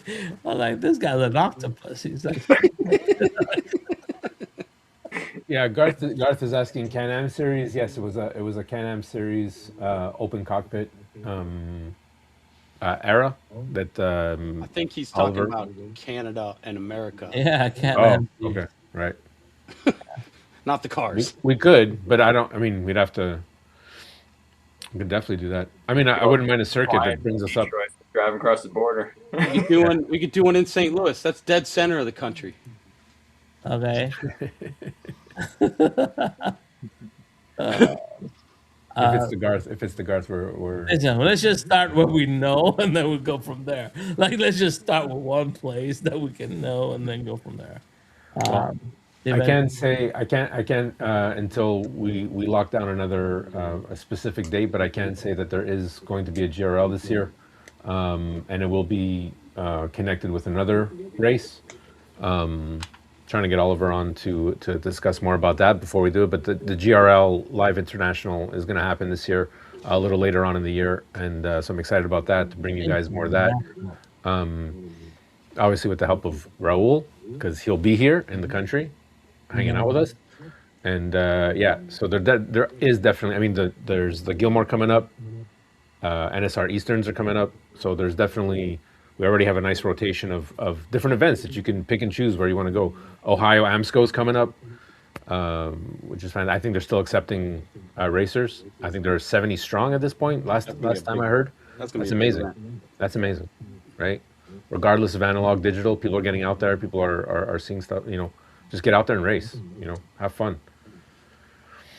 For Del Chat Team Racing, we had a donor set up and said he covered the entry fee for every team that participates. Oh, that's awesome. I'm in, brother. You're right down the road. I'm in. Hey, I think we should go around, quick round, like what would be our wish list for next time? Oh yeah, okay. Start us off, Carlos. Oh, crap. Of course, on the spot. And I talked to, I mean, not a wish list, but I mentioned it to Raul when we were there. I even talked to Mari about his doing the AMSCO, like just having like a dossier of every racer, every team, so the person that is on the mic can talk about it, like who's this person, I mean, what car they're driving, even like hometown, whatever, kind of, so you can say, oh, Pete is from St. Louis and he's driving his McLaren and something like that. Mari told me that they are collecting that information from the AMSCO registration. And I don't know if he's going to have access to it or how he's going to get to it, but we were just doing a quick chat on the other day. And so in general, that would be cool to have. So. I mean, we have many ideas after that. We talk about it. We've been thinking about it. I'm pretty sure. So yeah, that's mine. Well, last time I was at Electric Dreams, I built a web dashboard, and Ian and Doug went around on the iPad and went and asked every member a little bit of history, some quirky thing about themselves, and that was stored, and they could bring it up when they were broadcasting. And they would talk about that car's livery came out of this concept and, represents this team that comes out of so and so. And I think, yeah, it would definitely help. But they are running also like 16 hours straight or something. So I would definitely need, if we're running for that. Right. So one thing on my wish list would be name tags for all the racers. That would have been really cool to because I got to know some people very well, but some people I'm like, oh yeah, blue shirt from Rookies, or the young guy from Rookies, or like the tall guy from the other team. It's like it would have been good to do that. Because I'll recognize a lot of those guys next time, but a lot of them I don't remember their names or never caught their names because we were all obviously very focused in beforehand, and then afterwards we were all breaking down, or some people had to drive 6 hours home that night, so they boogied. But I think name tags would have been cool, and that's a silly little thing, but no, but that makes a lot of sense, right? Even like the pit passes they do, where they got the ribbon that goes around your neck and just a badge on it. That would have been perfect. Yep. For me, talking about fixing cars and whatnot, we had that because it was asked why there was so much space in front of the podium stands, the driver stands. And I thought what Oliver did was pretty smart. So you could talk to your teammate and you had someone to go grab the car, clean it, take it off the track if you had to do any modifications. With that amount of space, I don't know if it would work, but if we had our driver stations and our tools there, you don't expect the car to explode or crash or break. But I thought it really sucked that you had to walk all the way to the other side of the gymnasium to fix the car to run all the way back. And I mean, that's how it was even for us at the Gilmore, but we were a lot closer because the track was literally like, okay, put the car on and go. Maybe having a space at least closer to the track. So if you had that was easy for us to put a space close to the track. It's just everybody opted to put their stuff on the far end of Like you could have Well, easily that's put, when the put tables up were the set up, right? So when you people could walked have in. easily put your stuff on the table right next to the track if you wanted Yeah. to. Yeah. Like, it's just that was just not understanding. If your Yeah, car and I don't think break he down, you're wanted okay. like more Yeah, well. spectators. I think Yeah, he I was wouldn't put it expecting in more front of- spectators, and he wanted them to be able to go around that side. Yeah, Yeah. yeah. I don't think I would put the tools in front of the track at all. I know that like people bring the little caddies with them. I've seen it at Electric Dreams. Like Electric Dreams is so cool because they have the mini fans going on the motors and stuff in between breaks. I was like, I don't think that does anything, but people think it does, but it doesn't. Like in reality, it's like it's negligible, right? It was funny though because after like the second time back to the pits, I just kept my screwdriver in my pocket after that because I'm like, that's all I need is the dang screwdriver. Why am I running all the way back over there? There's plenty of tables. So, but yeah, even like along the wall where like the basketball hoop was. Yeah, having it exactly. there. Like just have the tables for next time set up Yeah, there. I that's thought that'd fair. be pretty neat. But yeah, no, it's funny. It's funny you mentioned that, Raul, the fan thing. My thing is always every time I get on the track, I want to warm up the car. I never want to cool it down. I want a warm motor that's funny. I'm like, oh yeah, cool down the car. I'm surprised you didn't bring your thermostat and stuff. The temperature of the track at this level is not. Yeah, I don't. I think it's just run it through. The whole time. It was there. No, I got my stuff. I didn't bring. I did bring my. I brought my my Rolling Road, the mini one. I brought a bunch of stuff for you How guys, did you use the and Rolling people Road? used it. We used the soldering iron a bunch of times, or we lent out Yeah. a couple things. I think. I used your soldering iron. I used your Happy. wire stripper. I used and most of them in emergency situations. So I appreciate you had a full toolbox. Yeah, thanks, Raul. Some people had to think about the race. Mm-hmm. Sure. Hey, didn't I ask? Do we have everything we need Yeah, before? Like, Carlos is was there every other week. anything? Do we have this? Do we have that? Yeah, you were Yeah, good. like we didn't have a lint roller apparently, but oh well. Yeah, I I was left it at not, the I was hotel. not prepared for that. I We left it at sent the Mike to the dollar store. He was cleaning his clothes before leaving the room and he forgot it. Yeah, that's what happened. No, You but should ask honestly, me. I I mean, had one. yeah, right.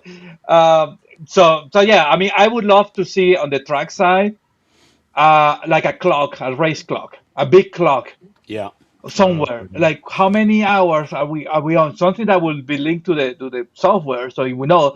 Like it would be like cool, like you have like a physical clock that like an old school. But I mean, even just a small screen that shows you just the time, that would be awesome. I don't know if there's some settings on the computer you can that make the display a little bit readable, because it was kind of hard to read for sure. And maybe, and I don't know if I mentioned it to Raul, have a, for the broadcast, have a different feed just with the scoreboard. And then, so so people can have, because normally adding everything in one view is not as easy. But what if you have a different feed that people can put open on their devices at home and have that? I don't know. That was just thinking, maybe too hard to do, but Yeah, Raul, why can't you be better? Yeah, do like 6 lives at once, Raul. Come on. Well, I'll be honest. He did a great job. Like when we do these wargaming events, there's several channels for the event. Yeah. Because several games are being broadcast at the same time. Yeah. So you can go to channel 1, channel 2, channel 3, like it will be like Conquest channel 1, Conquest channel 2, Conquest channel 3, and you have all these different things happening. But it is possible. It's just a lot more hardware, and once again, like I definitely see that something like that would happen, but we had no idea what the feed was like. We had no idea what we were walking into, or from a tech perspective. That's another thing. Like I would never be able to fly with all my tech moving forward. Yeah. It would just not happen. So if it's not something I can drive to, I wouldn't be Wouldn't be able broadcasting. to do it. Yeah. Right, I'll probably just be recording on my cameras and doing after series. But yeah, so I think that's also something to consider. If we want to do the support and the live streams and stuff, we need to. So keep it close to Raul. That's Have it up rule north. number 1. Yeah. Well, I think even Marty would say the same thing, because the Yeah, amount no, of yeah, gear that we have absolutely. to bring. I think it's just, if you're broadcasting, you need to be able to think about that as well, right? Yep. That's fair. So we're coming up on 2 hours, guys. This has been really fantastic. I just want to ask one more thing, because it was a team race, so we were switching out, and I thought one of the coolest rules was the fact that you could switch out whenever you wanted. I just wanted to know, what are you guys' thoughts on that? Like, how did you feel about switching out? What were your how did you know when to switch out? Was someone telling you? Were you guys keeping a clock? Or was it just like, hey, I'm not feeling it anymore. Okay, I'm ready to go out. How are you guys managing that, switching out drivers? One quick side thing there, like I don't know, I wasn't paying attention to how quickly you guys were switching out, but Carlos, do you think that switching out, like having longer stints, would have helped get a handle of the car? Like I don't know how long you guys were going. I think I went two for sure, maybe three times. I honestly I couldn't tell you if I went. We were trying to do 20 minutes thing for sure, and I went twice, maybe three times. Now I'm kind of fussy on the remembering that, but yeah, I think 20 minutes was good for this race. Um, I think everything might be a little bit different. You don't want to rely everything in one person. Like, oh, you have a good driver, let him do the whole thing. Yo, but anyways, uh, but yeah, I mean, I think every 20 minutes was fine. Yeah. Yeah, I did like 3 20 minutes, and then was ready to come in. But at the end, when Joe was like making headway and moving, Yeah. moving up, it didn't make any sense, right? He was on a roll, and he should keep going. Yeah, and it was You know? another 20 minutes. It wasn't like he did it for Yeah. an hour and a half. It was just, okay, another thing, or a little bit longer. So that made good sense at the I time. appreciated that, guys, because that was only my second stint, right? I don't know how many times you guys went on, but I think at one point I did No, 3 times. I know. I only did so twice. I think you did three. I think we all went three times. You just went longer. I Well, think my William last did one, because I was. I did a double. I think my last one was We'll check the footage. See, Yeah, guys, yeah, you just yeah. gotta do Yeah. you just gotta do a 6 hour race next. There you go. There you go. That'll take Well, care of it. You got plenty Yeah. of time on it then. yeah, I'm doing an 8 hour on. The only thing, like going back to that wish list, the one wish list I would have is that we'd have more teams, like we mentioned in the beginning, more teams and more, maybe another member per team, only because then it would give you more time to get to know everybody, to talk during the race, at least have like a 20-minute stint, and get to know, like, because it was, I mean, we were like every 20 minutes we had something to do. Yeah. And you couldn't know, what teams were what cars, there, And a break you for might have lunch. I missed the introduction to that somehow, if there was one. There was. And it was hard to figure out, that's why a couple times when you said, hey, what car's ahead of me, it's like, I'm not sure what team that was, like what car was with that team, Break for so that lunch. kind of thing. Well, that's it. But let's hear. I want to hear from John for that before we go. What was your switch out strategy? Seeing as you actually won, so the podium. We put John in, and I was okay with that. I wanted him to run as much as he could, and the same with Morgan. I wanted them guys to run as much as they could. It didn't matter to me. And John got in, he got rolling. I think he ran for the first hour straight. And then Morgan came in and she ran for a long time. And then when we just did it whenever anybody got tired. I ran like an hour, and then the last 15 or 20 minutes, John came in and finished out the race for us, which I'm good with that. I don't mind in the background, and I like everybody getting a chance to race, so that was fun. The other thing is a lunch break in between. Somebody can stop, or else if you got enough guys Yeah. where you can get something to eat, because it was hard to grab something to eat. Yeah, And or I like think- once it got like delayed to the point where it was like, okay, let's just delay it a little longer, get everybody a chance to eat real quick, and then start it. Go from Yeah, there. that would have been a wish list of mine. Is if we had started on time like we had planned to, which you're never going to, right? That's never going to Right. happen. Is that we were starting at like 11:45 or noon, and I was like, oh crap, Like we aren't gonna eat till 3. Like, okay. Yeah. But as far as like switching strategy, we had like a million different ideas in our head. We were like, okay, yeah, 20 minutes, or oh, we don't know how long the pits are going to be, so we'll do 2 pits or two refuels. And then like once we got going, it was just like, when he would go in for a pit, I'd be like, okay, time to go for a pit, Gerard, and I was like, are you good for another one? And he'd be like, yeah, or I'm ready.